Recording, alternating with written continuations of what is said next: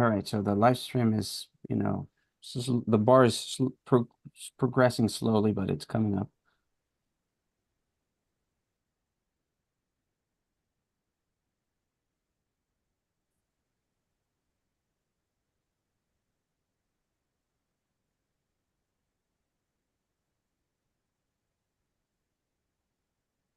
I think we can wait maybe a minute or two.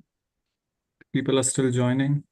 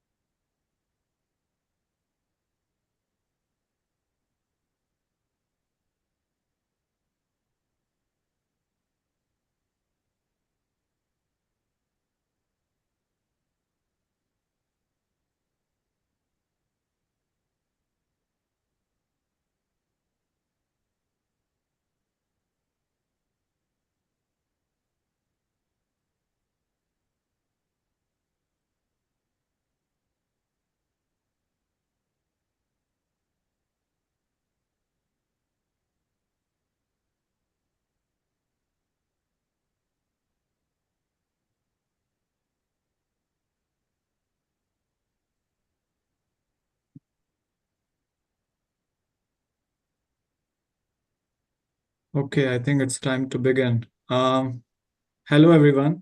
Thank you for joining us for the EPSP Connect seminar. The purpose of this series is to bring community together and to help establish connections between people who might not be able to interact with others in a different setting. And we are very happy to have you here. I would like to thank all the EPSP Connect's team members who help plan, organize these sessions, who reach out to potential speakers and coordinate with them, also who advertise the talks in social media and make sure the series is up to date on the website. Joining me today as co-host is Tyler Doen, who will help us with the Q&A session at the end. So Tyler, what is the plan? Thanks, Shashank. The plan today is if you have questions, please go ahead and put them in the chat as the talk progresses. Shashank and I will monitor that chat throughout the talk and ask them at the end. If you prefer, at the end, you can also ask to unmute and ask directly. And if there are folks over watching on the YouTube, we will also monitor for questions over there. Thanks, Tyler. So today our speaker, Dr. Eitan Shalif, is an associate professor at the University of Pittsburgh. He received his PhD from Stanford University, MS from UNC Chapel Hill, and BS from the Hebrew University. He studies geomorphology and its interactions with tectonic and climate. His recent work projects focus on drainage formation and reorganization, permafrost landscapes, landslides, and fault zones. So Dr. Shalif, please take it away. Thank you. Thank you, Shashank. And also thank the organizers for organizing this. Like I occasionally join, and it's always a great opportunity, to hear what people are doing and to think again about things. So I'll be speaking about moving drainage divides, evolving cliffs, and changing climate. And the two images that are shown below the title are images from some of the field sites that we have worked on, and I'll show you these images again later in the talk. And the results I'll be showing are part of a project funded by the National Science Foundation and the B National Science Foundation, and with collaborators from institutes from the Geological Institute, Geological Survey of Israel, the University of Ben-Gurion in the Negev, and the University of Pittsburgh. And before I start speaking about the science itself, I want to recognize my colleagues and collaborators that worked on this project. And the work I'll be showing summarizes the thoughts and ideas and hard work. And I'll start with the students. And this is Dr. Elchanan Ariel, who recently received his PhD from Ben-Gurion University. Tianyu Q from the University of Pittsburgh, who is working on a PhD. And Omri Porat, who recently received his master's from Ben-Gurion University. And then on the faculty and collaborator side, this is Liran Goren from Ben-Gurion University. Dr. On Kruvi and Dr. Nomi Porat from the Geological Survey of Israel, Dr. Hanan Ginat from the Arava Science Center, and Dr. Shin Gallen and Philip Prince from Colorado State University and Virginia Tech, who were involved in the parts of this project that were conducted in the United States. And I start with this beautiful image from Bishop 95 that shows the process of a divide migration or drainage reorganization, and I'll use these as synonyms throughout the talk. And they basically represent the process of planform rearrangement of drainage basins. And the image to the left shows some point in time, and we have two major basins here. One that drains here to the right, and another one that drains here to the bottom, with a drainage divide that separates between them. And in the second image, we're looking at the same landscape after some time has passed. And this drainage divide migrated, and at some point, this basin captured this basin, such that now this basin is draining down to the bottom of the image. And you can imagine that a process like that has some implications. For example, if initially most of the water of this area drained to this basin, after the captures happened, most of the water drained through this basin. And you can imagine a similar effect on the distribution of sediments, of ecological niches, and even depending on the scale of this topography, on the distribution of precipitation, where here, this kind of cliff, if you want, blocks precipitation, where after the capture happens and this area is eroded, precipitation can progress further into the height. And because of this interesting dynamics of planform rearrangement, as well as the implications of it, this process of divide migration and drainage reorganization is a focus of a lot of studies in geomorphology.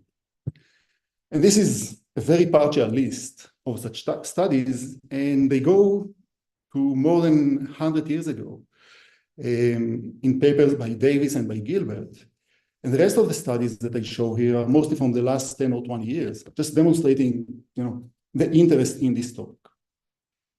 And the next question to ask is, what causes divide migration?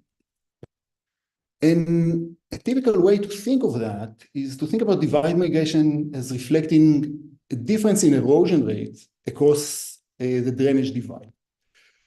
And what I'm showing here to the left is the cross-section across a drainage divide, a very simple one, at time one.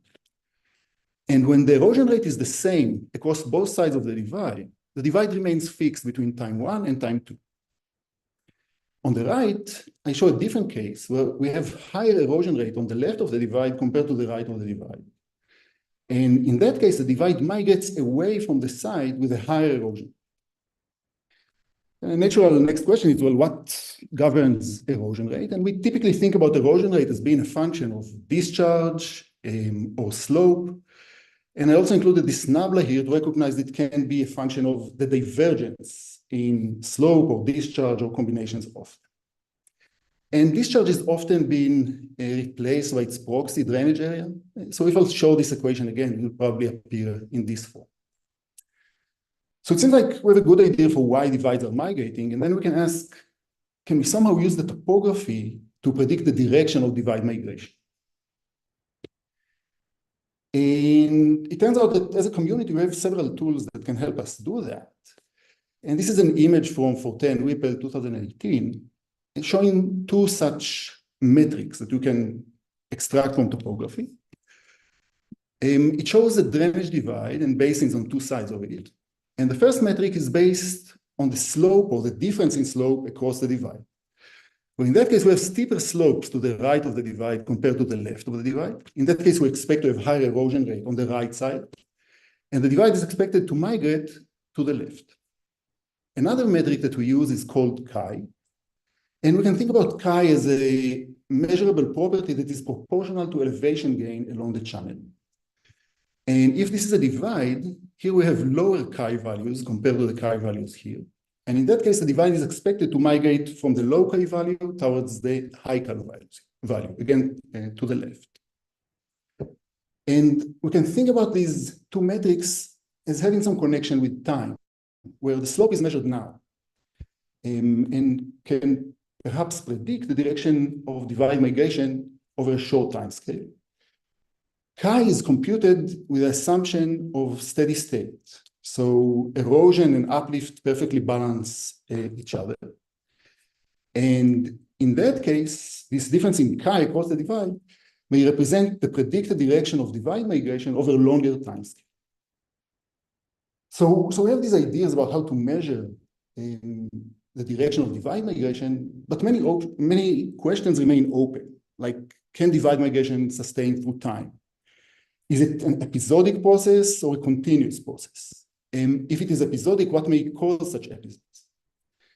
And to try and answer such questions, we are typically looking for good locations to think about them. And cliffs, or their large-scale relative escarpments, and I'll use this term interchangeably, have a very useful topographic symmetry in this context. And this is an image of a cliff from one of the field sites we worked at. And at the top of this cliff, there is a drainage divide. This is a percent for scale. And it is very clear that there is a much higher slope on that side of the divide compared to that side of the divide. And if erosion is proportional to slope and everything else being equal, we expect higher erosion rate here compared to here. And the divide, as well as the cliff line, is expected to migrate through time. So cliffs gives us a very predictable direction of migration, and in some cases, perhaps even a rapid rate of migration. So cliffs look like a good setting to study that. But once we deal with landforms, we deal with the questions associated with these landforms, and cliff and escarpments have their own set of challenges and questions. And I'll show two examples. On the left, from study by Wang et al. From 2021. Among other things, what they try to answer is what is the effect of drainage reorganization and plateau lithology on cliff migration. And the series of images to the left show a landscape evolution model with a cliff that through time evolves and retreats, and the drainage divide retreats as well. To the right, we see a graph showing time on the x-axis and the position of the cliff and of the drainage divide and how it changes through this time. And you see that it moves in these episodes. And if you look at the bottom figure, which also shows time on the x-axis and some reflection of the area that is captured by basins here on the highline on the left axis, you see that these jumps are associated with increased drainage area due to captures that happened here over the highland. And each one of these little triangles marks a small capture event, and you see that they have a series of those when the divide and the cliff suddenly progress. The second image, or the second example, is associated with a study by Macron and others from 2002. And they asked, what sets the sinuosity of cliff and escarpment? And the map on the top shows the escarpments that they measured across the world. And they divided these escarpments to two groups. One is called arch-type escarpment. And in that case, if this is the escarpment front, the drainage divide is located away from the escarpment front. This image here at the bottom tries to illustrate that. That's the escarpment front, and that's where the drainage divide is located. On the right, we see what they call shoulder-type escarpment. And in that case, the drainage divide is at the tip of the cliff. And this image illustrates that. And when they looked at the sinuosity of escarpment, and by sinuosity, I mean how tortuous is the escarpment front compared to a straight escarpment, they show that arch-type escarpments are more sinuous than shoulder-type escarpments. And they attributed that to the fact that the drainage divide is located away from the cliff front. So we have relatively large basins that flow across the cliff. As they flow across the cliff, they form nick points or waterfalls, and I'll use these terms interchangeably as well. And because of the relatively large discharge across these waterfalls, they erode relatively fast. And as they erode, they migrate backward and create these embayments in the escarpment, which results in high sinuosity. In the case of shoulder-type escarpments, we do not have large basins that cross it, and the escarpment evolves mainly through hill slope processes, which are rather uniform in space. And because of that, the escarpment is expected to retreat as a uniform front with relatively low sinuosity. So This is all very interesting, but as always, some questions remain. And in the remainder of the talk, I'll share what we've learned from few really remarkable field sites, to my opinion, in the Negev Desert in southern Israel. So we're located here in the Eastern Mediterranean. This is a zoom in to the southern Israel and Sinai. This is the Red Sea, this is the Mediterranean Sea. This is the Dead Sea, which is a closed lake. And this is the Ovil escarpment. This is the Dead Sea Transform. And this is the Arava escarpment. And these are images of these two escarpments. This is the highland of the Ovil escarpment, the lowland. You can see the shape of the escarpment. This is an image of the escarpment, or part of it. And this is the Arava escarpment. You can see the cliff line over here, the lowland and the highland. And this is a view of the Arava escarpment from here below. Okay, so we see the front of this part of this cliff system. And this is a hyper-arid area with remarkable exposure of lithology and of the details of the microtopography, which makes it a really nice place to study questions related to cliff and divide migration. And the first question we asked is related to somewhat unexpected cliff embayment. And I said before, when I showed the study by Madman and others, that typically we expect shoulder-type escarpments to migrate as a uniform front without any major embayments. But sometimes, some of these shoulder-type escarpments tend to have relatively deep embayments, which is rather surprising because they're not supposed to have large channels crossing them or anything like that. And the Ovil Cliff is an example from that.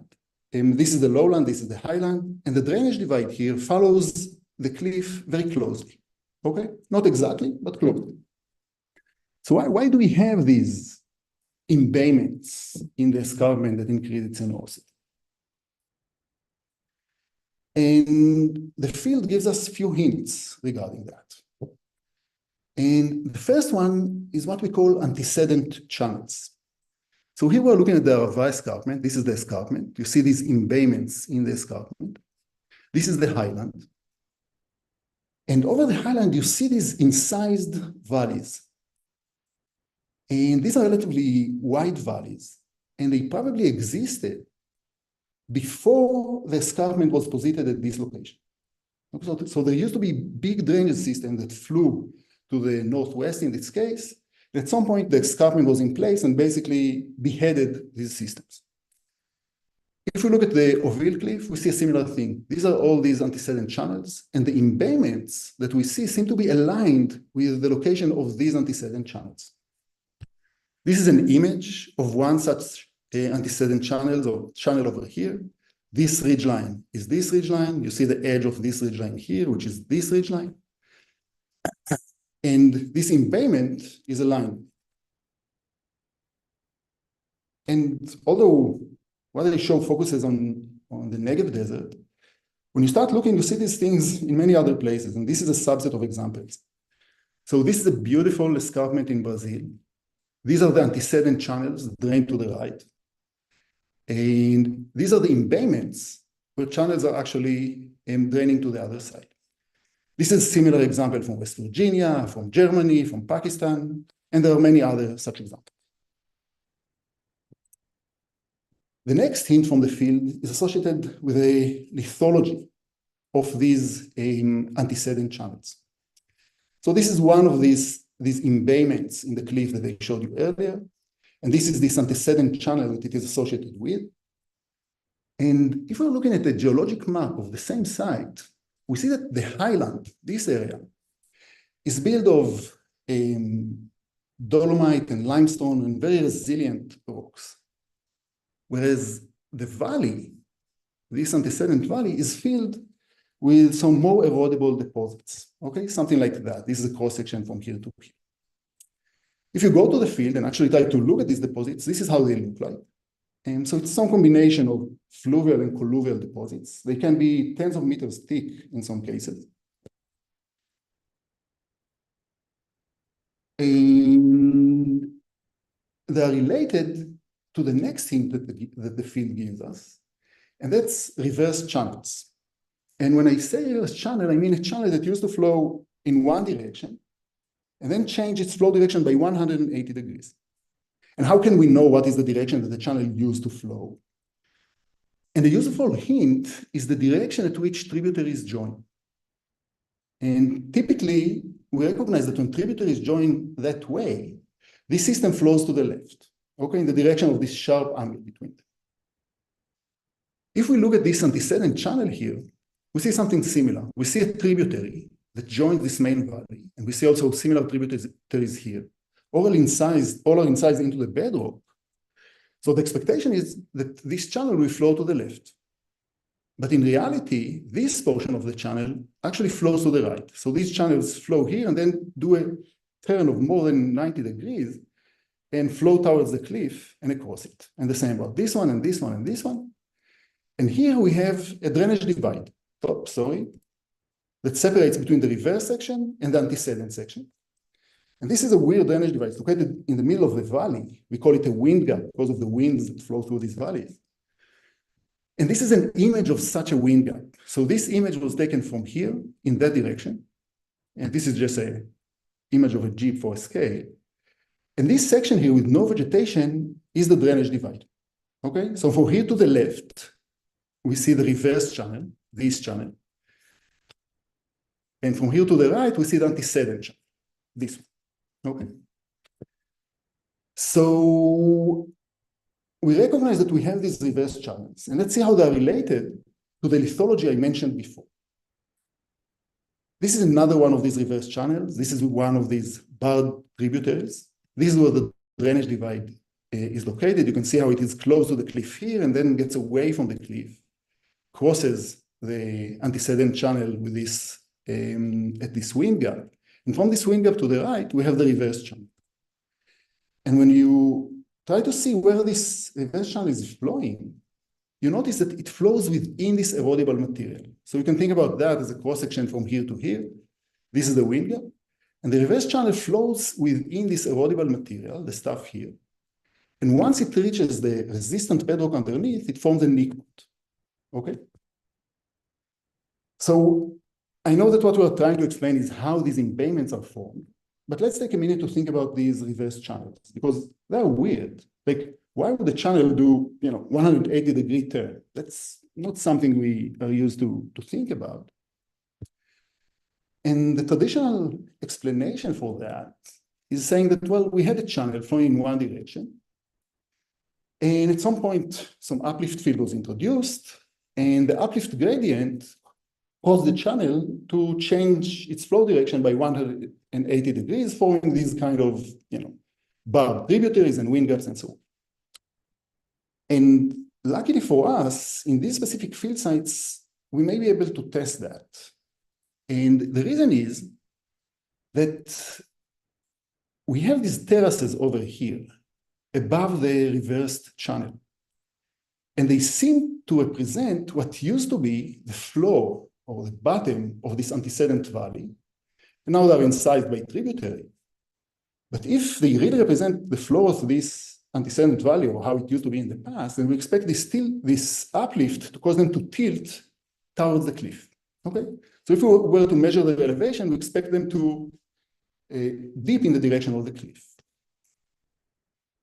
And a lot of what both Elchanan and Omri did is to walk in the field and to look at these terraces and measure their elevation, doing cross-sections across.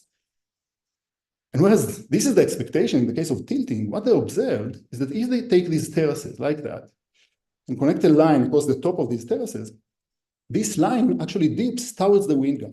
And in many cases, it actually continues the slope of the antecedent channel. Okay? So what mechanism can cause reverse channels and be consistent with what they see? And the mechanism we propose, which is based on the work of Elchanan, is that if we have a cliff system here, and it's juvenile, it's just formed, and it beheads one of these antecedent channels, and the drainage divide is located over here. So these are a wind gap within this valley. I remind you that here we have a very resilient lithology, and here we have erodible lithology. And because of this gradient in slope across this divide, we expect higher erosion rate here. which will push this wind gap towards the highland. A similar thing may be happening here, but much, much slower because the lithology here is more resilient. So the wind gap is pushed inland. And as it is being pushed inland, this valley now starts draining the slopes toward the cliff, forming a channel. And this is the reverse channel that we see here, for example. Okay? And it crosses the transition between the erodible and the resilient lithology with a nick point, which is the nick point that we see here. And if we have tributaries here that in size and form terraces, then these terraces actually preserve the gradient of this antecedent valley, which is what we see here and what both Elchanan and Omri saw in multiple locations. So we have an idea of how reverse channels are formed. But now let's go back to the original question. How is this associated with the formation of these deep embayments in these type of escarpments? And once again, the field gives us some hints. And this is a site where Omri worked on in the Orville escarpment. And let's zoom into this site. What we see here is a nick point and an embayment into one of these antecedent valleys. And there is a wind gap here, okay? If you actually go to the field and take a picture, and this picture over here was taken from here, standing here, looking towards here, okay? So you can see this nick point over here. The wind gap is slightly upstream. And you can see a set of terraces on the right and on the left. And if you were to stand here and look from here to the other side, it's the same as standing here and looking to the other side, you would see this resilient bedrock, chert in that case. And on top of it, you see this alluvial and colluvial field, which is this erodible lithology that used to fill this valley and is now exposed on the terraces because the nick point already migrated through this portion and is now located farther to the right. So Elchanan took cross sections of sites like that, and this is how they generally look like. We look at elevation versus distance. These are the terraces. This is where the nick point is located. And we still have terraces preserved that are now downstream of where the nick point is.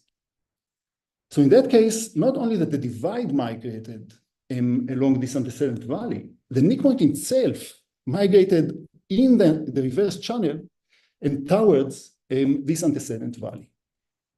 So what mechanism can explain that? And the mechanism we suggest starts with this condition that we described earlier. So we have a small reverse channel and a drainage divide here. And what this figure is showing is a cross section from this location to this location. So this will be the wind gap. This is the antecedent channel. This is the reverse channel over here. And this is the nick. And I'll remove the letters just so we see the topography better. So if we look at the landscape at this point with the erodible lithology over here, we have steeper slope here than here. And everything else being equal, we expect higher erosion here compared to here, and the divide will migrate. Once the divide migrates, the distance between the divide and the nick point increases, and the drainage area therefore increases, and so is the discharge. And potentially so is the erosion rate at the wind gap, causing the wind gap to migrate.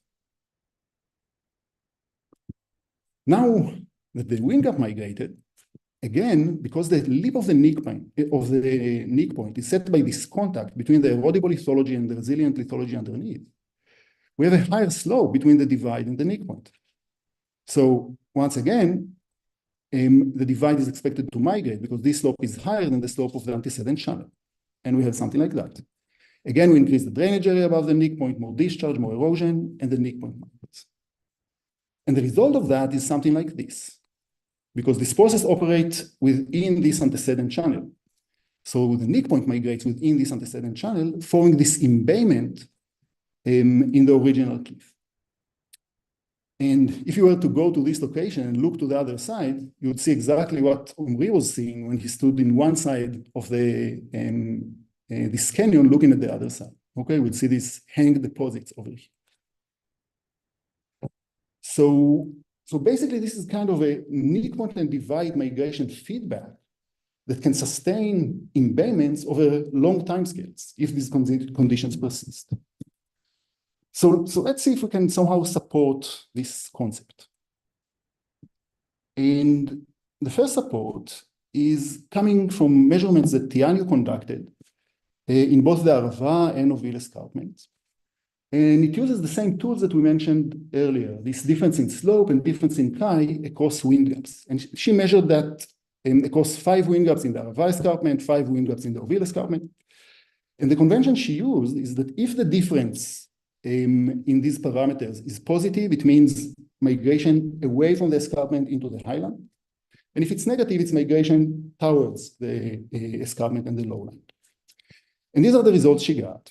So this will be the difference in chi and the difference in slope. They are normalized. You can see that all these wind gaps fall in the positive quarter, indicating that all these wind gaps migrate towards the highland and away from the escarpment in a way that is consistent with the model we proposed.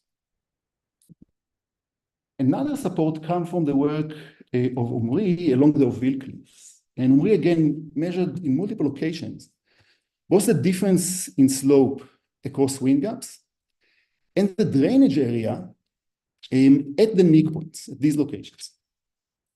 And if we think about it in the context of the model I presented earlier, then if we come to a site soon after the wind gap migrated, we have a relatively shallow slope between the wind gap and the neck point. So the difference in slope across the divide is expected to be rather low. On the other hand, we have relatively large drainage area above the neck point because the divide just migrated. So we expect to have relatively large drainage area. So we expect to be somewhere here in this space. On the other hand, if you come right after a neck point migrated, we expect to have relatively high slope here, so a large difference in slope across the wind gap, something like that. On the other hand, we have low drainage area above the neck point, so something like that. So these are the end member expectations. And the data that Omri measured indeed falls along this trend between these end members. The next support for this mechanism comes from a very different area, very different climate. And this is our research group in a site next to the Canaan Valley in West Virginia. Suboptimal field conditions. We're located here now instead of here. And what Yanyu did is to use cosmogenic radionuclides to derive the rates of migration of neck points and wind gaps in these sites. And results show that both the wind gaps and the neck points migrate in the same direction in these sites.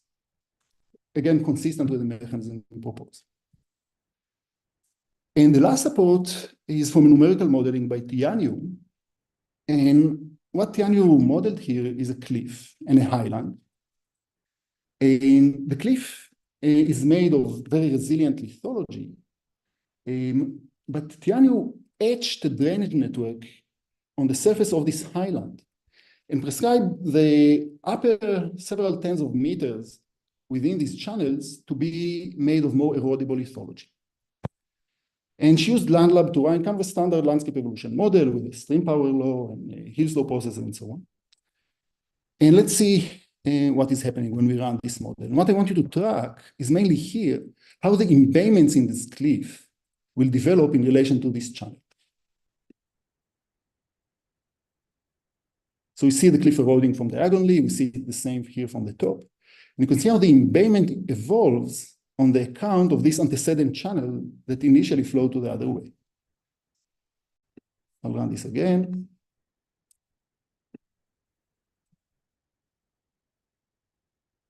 So see how this embayment embays this originally straight cliff and progresses along this channel, and this is associated with the migration of both a neck point and a divide. So it sounds like this mechanism can provide an explanation for why do shoulder type escarpments have embayments. But this is a very cliff specific question. Maybe we can use these sites to learn something more general about the process of divide migration. And a somewhat interesting question is whether divide migration is a continuous gradual process or whether it happens in pulses, okay, like in episodes. And one may ask, well, how come no one answered that with field data yet? And there are a few reasons for that. One is that the way we typically try to get at the rate of divide migration today is by using cosmogenic radionuclides to measure the erosion rate at the basin of one side of the divide, at the basin of the other side of the divide, and then combine it with a geometric model here used by Stokes and others to predict the rate of divide migration. Okay, and this can give us a lot of useful insights, but it has a problem that the erosion rate we compute are basically averaged over time, over the residence time of the rock within the column of the rock where cosmogenic radionuclides are produced. And because of that, it gives us the average migration rate over this period. But we cannot resolve episode of divide migration within this period because all we have is the average. The other reason is that if we think about a migrating divide between time 1 and time 2, as the divide migrates, it basically erases the topography of the shrinking basin that it migrates into. So we don't have any geomorphologic records or recorders that can be dated that tell us when the divide was at different locations. And we try to overcome this limitation in our field site. And the key for doing that is these terraces that I mentioned before. We see them here, you see them here, you see them in all these locations, okay?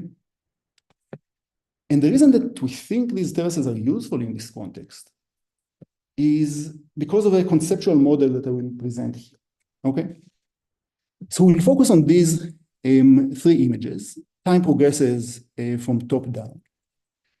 And what we see here is a cliff and an antecedent channel, and initially the divide is located here at the cliff line, and we'll focus on the area under this black circle over here.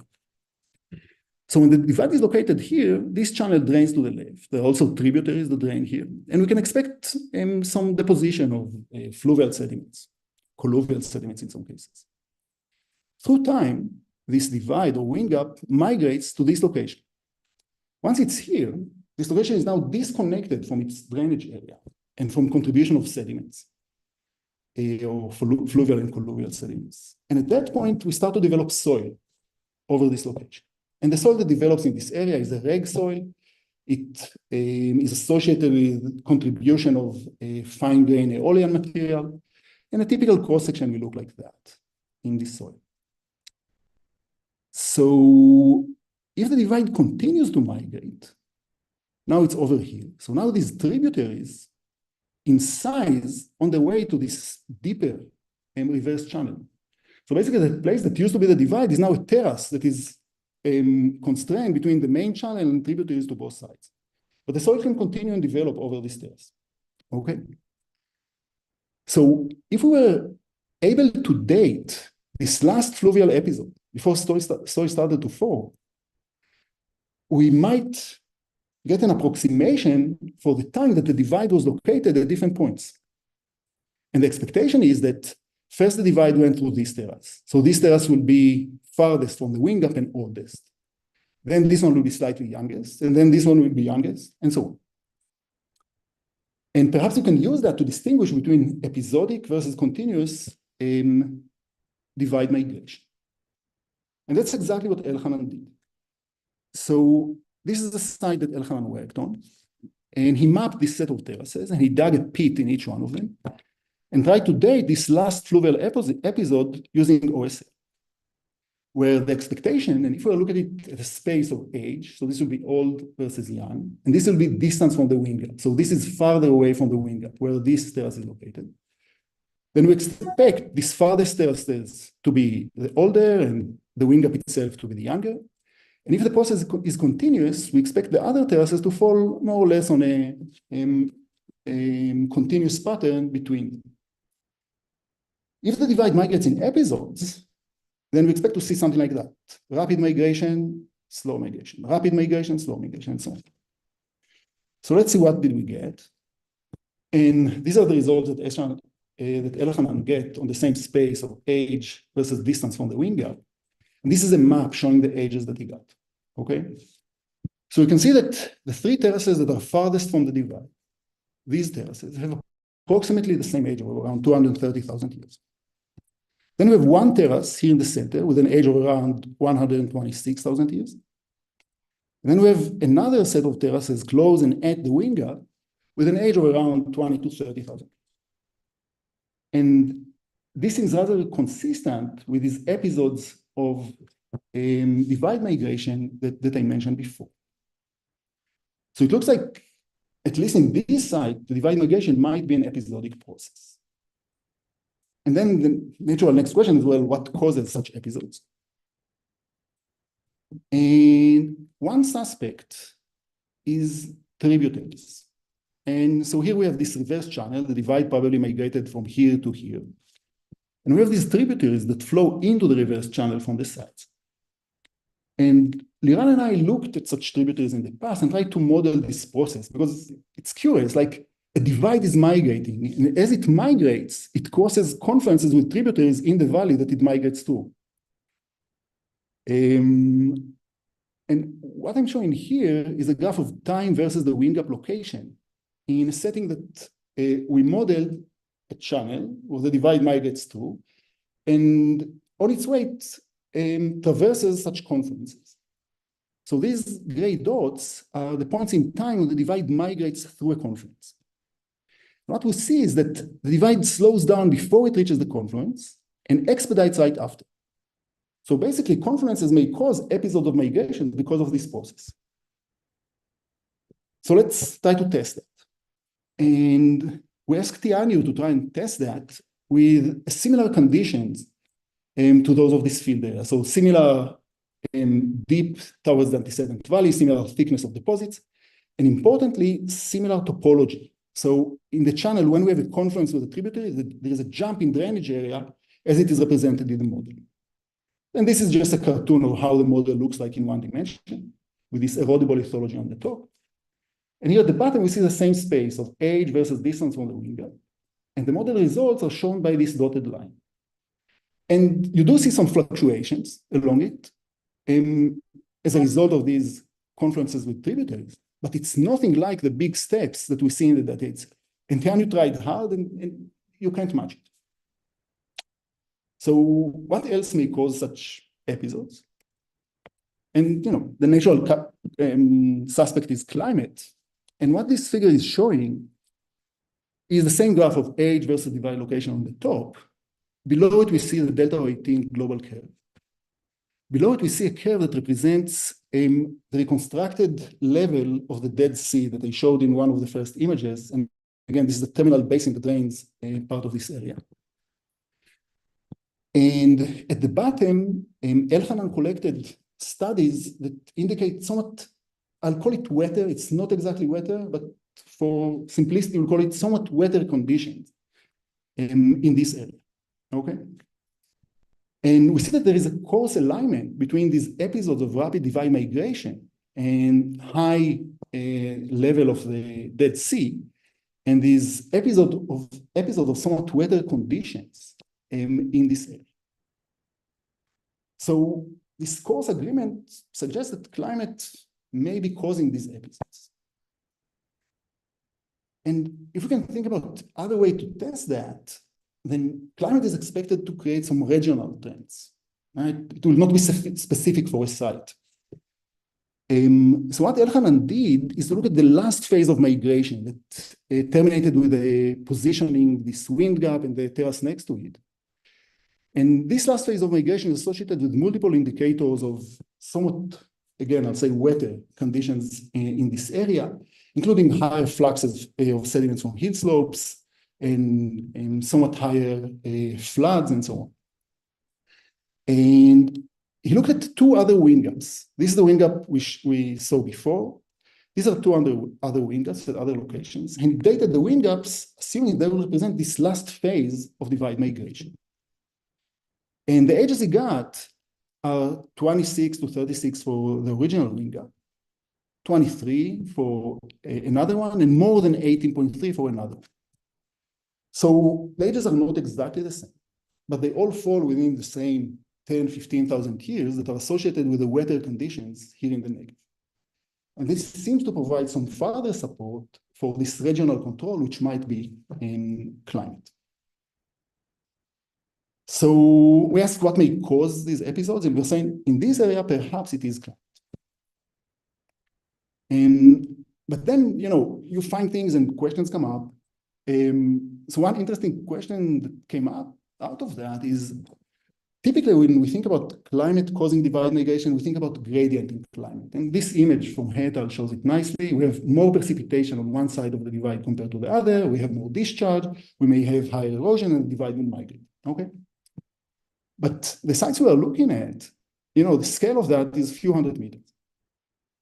The nick point here sets the base level, or the lip of the nick point sets the base level for this reverse channel. So it's probably somewhat disconnected from whatever is happening further east in terms of climate. So the climate across this area is probably uniform. And yet we do have this climatic control potentially over divide migration. And it's interesting to think, why is that? And I'm not going to provide an answer, but these are just open questions. Maybe a partial answer is related to another question. And the other question is, maybe there is this climate dependency, but maybe it's unique to this setting of wind gaps and reverse channels and so on. And to help think about that, I'm zooming next to the wind gap of the site that Elchanan worked on. Okay, so this is the same site with the terraces that Elchanan dated and so on. And I'm zooming into this area. The color scheme is different. This is high, this is low, and this is the wind gap. This is the reverse channel over here. This is antecedent channel. And you can see this tributary over here, which drains this channel, okay? But if you look closely, you can see some old flow marks that flow to the other way, basically across the divide. And this image is showing the same thing. I have your pictures here, so I'll remove them. So basically, this image is taken from here, looking towards here. The person that is standing standing here.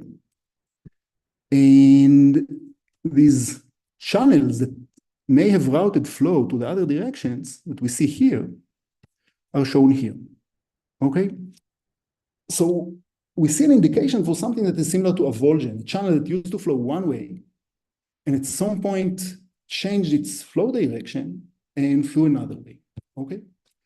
And such avulsions are sometimes associated with plugging of channels with deposits, which is something based on the studies of climate and geomorphology that I mentioned earlier, that happens in these areas during wet periods. Okay, so we have higher flux of sediments from the hill slope in wet periods that may block these channels and create new flow directions, cause the channels to avulse, and in that case, drain across the divide into the reverse channel, okay? And once we have more discharge here, because of this channel now being routed through here, we have potentially faster erosion here, and the divide will migrate into the area that erodes slower of the antecedent channel. You can also think about it as fixating this process, because this channel is deeper and more incised. So when we have a nick point progressing upward, deepening this channel, and at some point making it so deep that it becomes less likely to overflow and avulse to the other side of the divide. And such process is probably unique to wind gaps, okay, and may link climate with wind gap migration. There are other processes as well. I'll not discuss. So to summarize, we started with this beautiful image from Bishop speaking about drainage organization and its potential implications. And we ask a set of questions, like why do shoulder type escarpments have embayments? Okay, and we propose a mechanism that involves reversal of channels and feedbacks between wind gaps and nick points that cause these embayments to form. We then ask, is the divide migration episodic or continuous process? And based on dating of terraces, we propose that at least in this site, this is an episodic process. We then ask what causes these episodes, and based on coarse correlation with climate in the area, we suspect that climate is the cause for that in this environment. And in terms of implications, we have a mechanism for sustained divide migration. So this process can happen for a very long time, as long as conditions allow. And the other is that if climate is causing pulses of drainage reorganization, it can be associated with redistribution of sediments, water, and ecological niches, and so on. And there's another take-home message that I wanted to share here, and that's the quality of these field sites. I, I think for all of us, field sites are the source for questions, ideas, conceptual models, and so on. And these field sites, probably because of the aridity and the exposure of lithology and microtopography and preservation, were remarkable in that sense. And it makes you wonder, like, what are the next field sites we should look for in order to get new insights? Or what are we missing by looking at the wrong type of field sites? And I think I'm done, and I'm happy to take questions.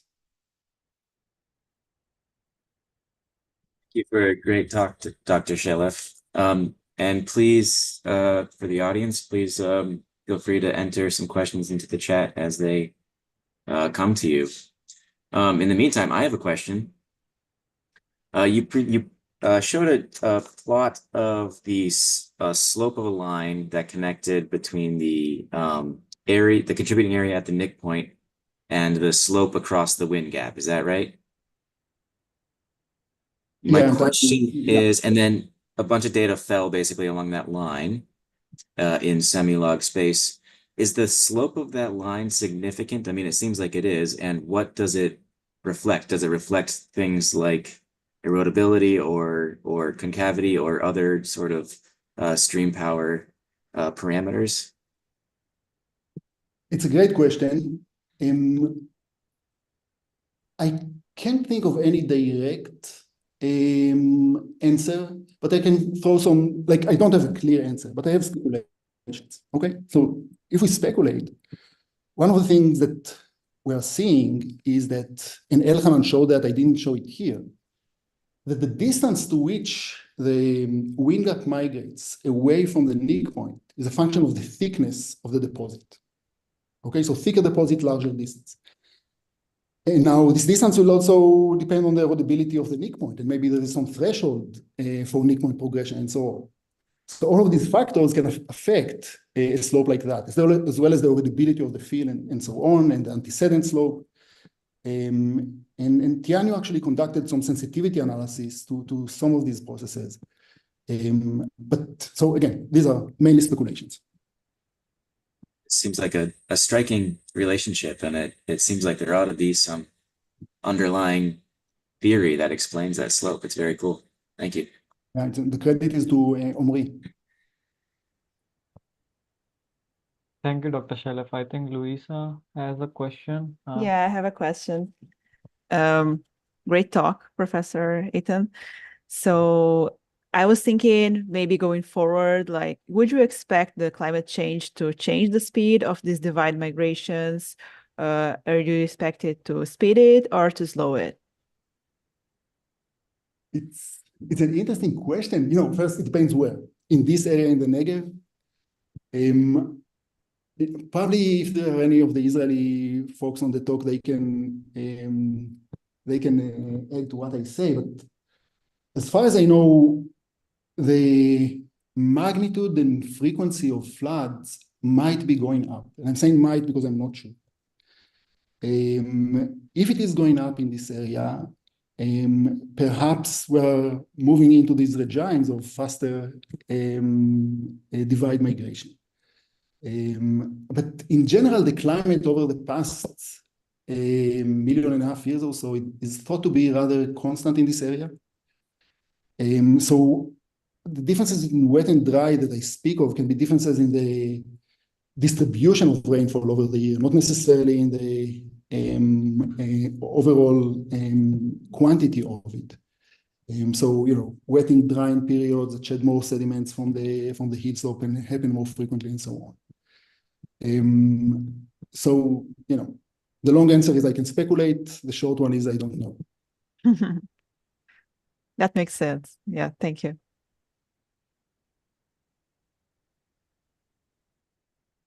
And If there is, okay, I can ask a question in the meanwhile. I really like the video that you showed us, Dr. Shelef, and there is this question of how much is the history of past in a evolved landscape, right? And I could see that in the video that you showed for the model output, instead of going straight, the drainage divide followed the pattern that it already had on the cliff. is there a possibility that it may not follow that pattern? Like what can be the processes under which it will not follow those patterns that already exist on the cliff when it's migrating, uh, like kind of sinusoidally? So just want to make sure I understand the question. So we're asking, in the setting that we prescribed, where we prescribed some more erodible histology in these channels, is it possible for the reverse channel, which causes the embayment, not to follow this channel? Is that what you're asking? Or you're asking, what if we did not have this erodible fill in the channel? Would it then follow it as well or not? I think kind of both. Okay, so for the first question, when we do have this erodible field, our expectation based on our understanding of the field is that it will follow it. In some cases, you may divert from that, because as you follow it, assume there are tributaries to this channel, okay? So as you follow it, you may now create a nick point, or a cliff, at a location where a tributary used to join. So your ability to follow a tributary will be limited because it will get stuck at this point. So you'll follow the main channel, but tributaries will stop at some point. And you can think about the landform that it forms because these tributaries try to join some buttes and table mountains that are left behind. And Liran has some work about that. I see. And I owe you an answer to the second question as well, right? What if we don't have the erodible field? So we tried that, and I think that also Daniel Pfeiffer is doing some work in such conditions. And we do see some embayments that develop sometimes in alignment with these antecedent channels. And it's probably related to the routing of flow, but it's an interesting case. It happens much slower than what we show in the model I showed you. I see. And what happens if instead of, I'm assuming here you, in the modeling process, you assumed detachment limited erosion conditions, right? Is there a difference if the process becomes transport limited?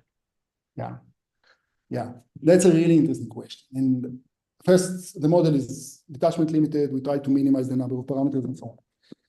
But the impression we're getting from these sites is that the reverse channel is likely to be a detachment limited channel. But at the other side of the wind gap, you're now basically losing discharge. The hill slope keeps shedding stuff, but you have no capacity to carry this stuff. And as a result of that, you form much broader valleys that are filled with deposits, and the conditions there are likely, at least occasionally, transport limited. And this projects into how the width of the channel changes. And Elhanan published a paper about how the width scaling changes in these systems, and which is directly related to this transition potentially between detachment limited and transport limited across the divide. Okay, thank you so much.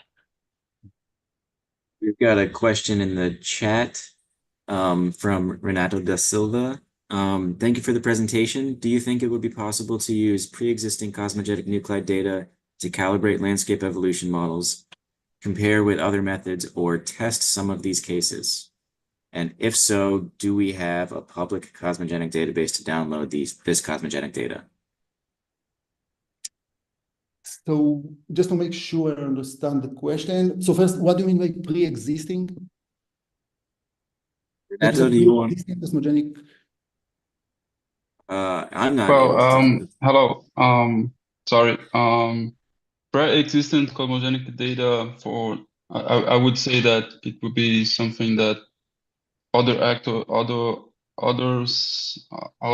already calculated the data, or collect the samples and then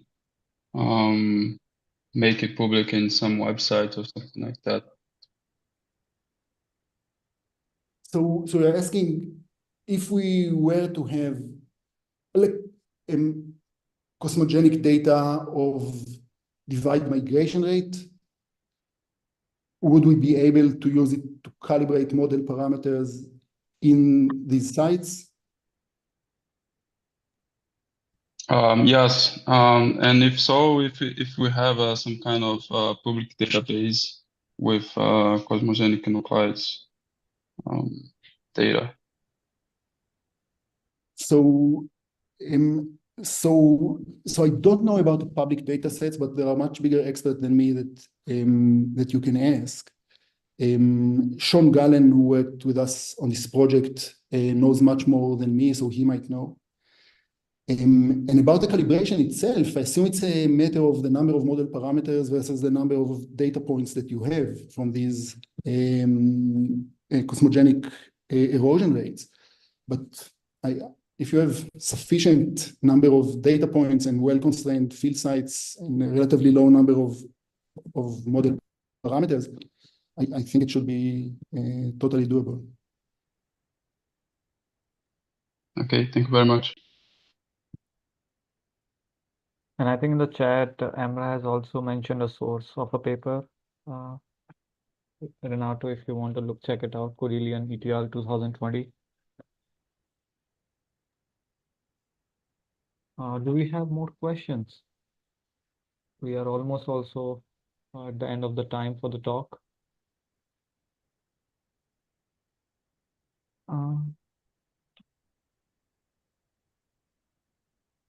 I might ask a last one, if that's okay. So Ethan, thanks for the talk. My question would be, people who put together this kind of global drainage models, what resolution do you need to pick this up? It felt from, your first few slides that if you're trying to go through these things with an automatic process, maybe some of the wind gap, slope changes might not be great to really pick them up. So just to make sure I understand, like you're asking, can we automatically pick up wind gaps or reverse channels and so on? Yeah, or what kind of resolution is needed, to make sure that we pick them up? So, it depends on the resolution of the features themselves. Like most of those that I showed are relatively large scale and can be detected with, 30 meter, even 90 meter DMs. The fine scale features, and we see fine scale features as well. But these are, the small features within, like these avulsion sites and so on. For these, you need, less than a meter scale DMs to see them clearly. Yeah, but in badlands that are very heavily eroded, the very, very fine scale, you may need high resolution to detect wind gaps and reversals such as the ones you show at a much finer scale. Does this answer the question? Yeah, thanks. Just curious if your average tools out there on Google Earth and those kinds of things would pick it up. We did it automatically with our own little set of tools for that, or some of that we did automatically, not all of that. And it worked fine with 90 meter DMs and lower, obviously. Well, I think that brings us to the end of this talk. Thank you once again, Dr. Shalef, for sharing your research, and we look forward to future outputs and to continue learning more about the geomorphic consequences of changing climate. And thanks to all those who joined us today. I will be sharing the next talks on the website and on the email list as always. So thank you so much. Thank you, Shashank.